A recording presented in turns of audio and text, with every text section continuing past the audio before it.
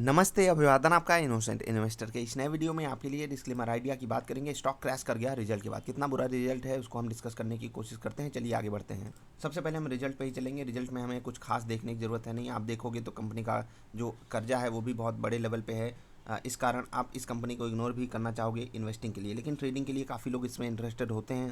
पहली चीज़, टिक साइट जो है वो काफ़ी कम है, 10 रुपये के आसपास का स्टॉक है। दूसरी चीज़, मोमेंटम बहुत तेज़ी से आ जाता है, इसलिए लोग यहाँ पर अट्रैक्टेड रहते हैं।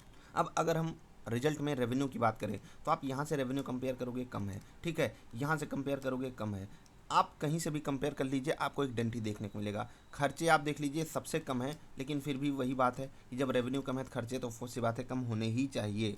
अब अगर प्रॉफिट को देखें सिर्फ और सिर्फ पैट, ठीक है, तो वो हमें कुछ ऐसा फिगर दिखाएगा जो हम नहीं एक्सेप्ट करना चाहते। 4,500 करोड़ से सीधे इवन 7,000 करोड़ के आसपास का लॉस आ गया।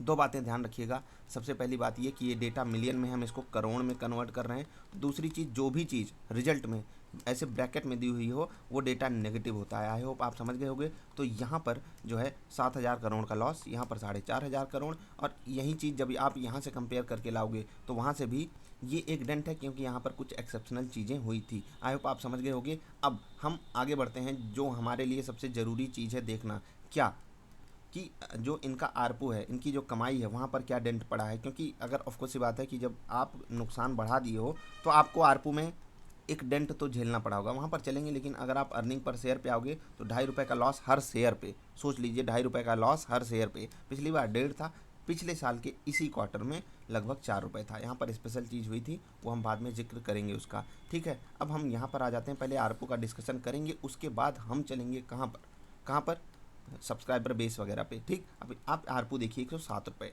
अगर आप Q3 फाइनेंशियल ईयर 2021 की बात करोगे 121 रुपये का आरपू था, ठीक है। और Q4 2020 की बात करोगे, ठीक, 121 रुपये का आरपू। यहाँ से यहाँ पर कंपेरेबल था, लेकिन यहाँ से यहाँ पर डेंट, यहाँ से यहाँ पर डेंट। इवन सबसे लोवेस्ट आरपू आपको यहाँ पर देखने को मिल रहा है। पूरी कंपनियों को एक डेंट झेलना पड़ा है, एयरटेल को डेंट झेलना पड़ा, जियो को डेंट झेलना पड़ा, लेकिन उनके पास एडवांटेज क्या है कि उनका जो सब्सक्राइबर बेस है वो बढ़ा है, ठीक, फिर से कह रहा हूँ वो बढ़ा है। लेकिन यहाँ पर आप सब्सक्राइबर बेस जब देखोगे तो वहाँ पर भी आपको डेंट ही देखने को मिलेगा। आप कहोगे कि कितनी बुराई करोगे, बस भी करो यार। यहाँ पर बात बुराई की नहीं है, यहाँ पर बस एक्सप्लेनेशन की बात है। यहाँ से आप डेंट देखिए और यहाँ से भी आप डेंट देख लीजिए, तो सब्सक्राइबर बेस भी कम हुआ है, आरपू भी कम हुआ है। मैंने आपको बोला था कि सब्सक्राइबर बेस बढ़े और आरपू कम हो तो बात ओके ओके होती है। दोनों बढ़े तो अच्छी बात है, सब कस्टमर भी बढ़ रहे हैं, पैसा भी उनसे जो हम खींच पा रहे हैं वो बढ़ रहा है, तो हमारे लिए दोनों हाथ में लड्डू हैं। लेकिन यहाँ पर दोनों हाथ से आपके लड्डू फिसल रहे हैं। आप आरपू भी नहीं बढ़ा पा रहे हो, कस्टमर भी नहीं अट्रैक्ट कर पा रहे हो, तो दिक्कत की बात तो है। अब आइडिया को किस तरीके से काम करना चाहिए वो सजेशन देने वाले इनको बहुत लोग हैं, लेकिन मैं जो इनके लिए सजेशन देना चाहूँगा कि ये जितने भी लिमिटेड एरिया में रहें वहाँ पर इनका जो बेस हो, मतलब वो तगड़ा हो ना, कोई इनसे कंपैरिजन ना कर पाए। कम से कम अगर ये टक्कर तो दे सकते हैं, आइडिया जो है, आइडिया वोडाफोन जो है, एयरटेल और जियो को जहाँ पर भी रहे वहाँ पर टक्कर दे कम से कम, ठीक।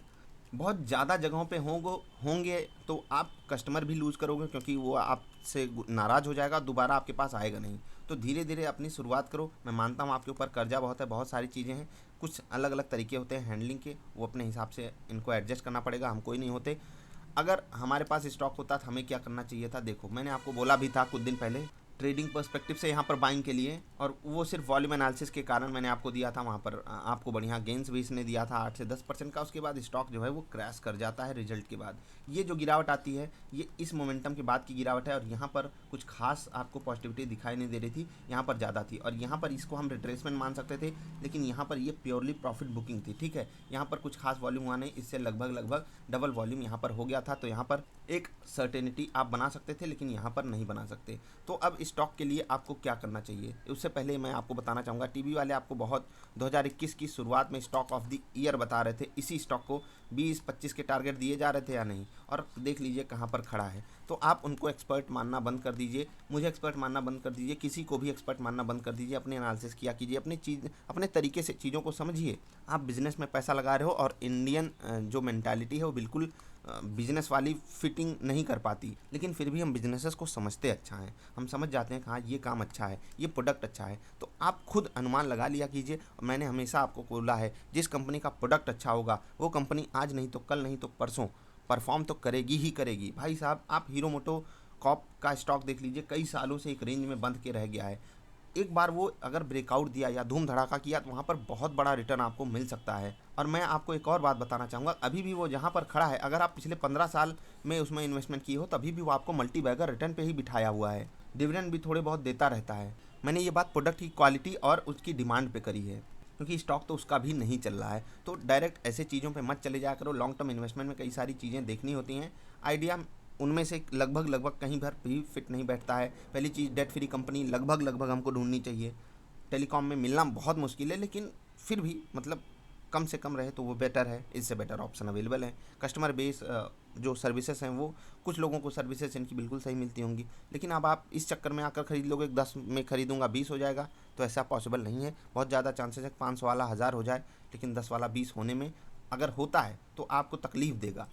क्योंकि अगर आप वॉल्यूम की समझ रखते हो तो आपको खुद पता चल जाएगा कि यहाँ पर लोगों को ट्रैप किया गया, यहाँ पर लोगों को ट्रैप किया गया, तो वो एग्जिट पा गए। क्यों पा गए? मैंने आपको बताया भी था कि आप यहाँ पर बाइंग कर सकते हो, क्योंकि ये एग्जिट आपको मतलब वो डराने के लिए है। लेकिन यहाँ पर ये पैनिक सिचुएशन वाला माहौल यहाँ पर क्रिएट हुआ है। कैसे? रिजल्ट के बाद वहाँ पर कुछ कहना है ही नहीं। ठीक, तो आइडिया क्यों क्रैश हुआ? रिजल्ट के बाद। क्या रिजल्ट बुरा आएगा ये सबको उम्मीद थी? बिल्कुल उम्मीद थी। इसीलिए ये स्टॉक आप देख लीजिए, कुछ दिन पहले यहीं इसी रेंज के आसपास ही ट्रेड कर रहा था, ज़्यादा नहीं 1 महीने पहले। उसके बाद बाजार भागी तो मोमेंटम आ गया इसमें, ऊपर वही ऑपरेटर्स की चाल चलती रही, उसके बाद एक क्रैश आ गया। क्या फिर से ये 10 11 12 रुपये जाएगा? बिल्कुल जाएगा।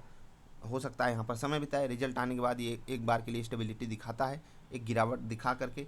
तो ये सब चीज़ें आम बात हैं आइडिया जैसे स्टॉक के लिए।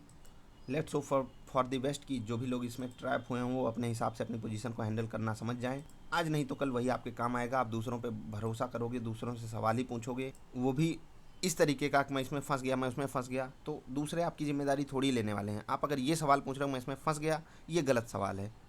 आपको सवाल ये पूछना चाहिए कि मैं किसी स्टॉक में फंसूँ ना, कैसे, उसका तरीका बताइए।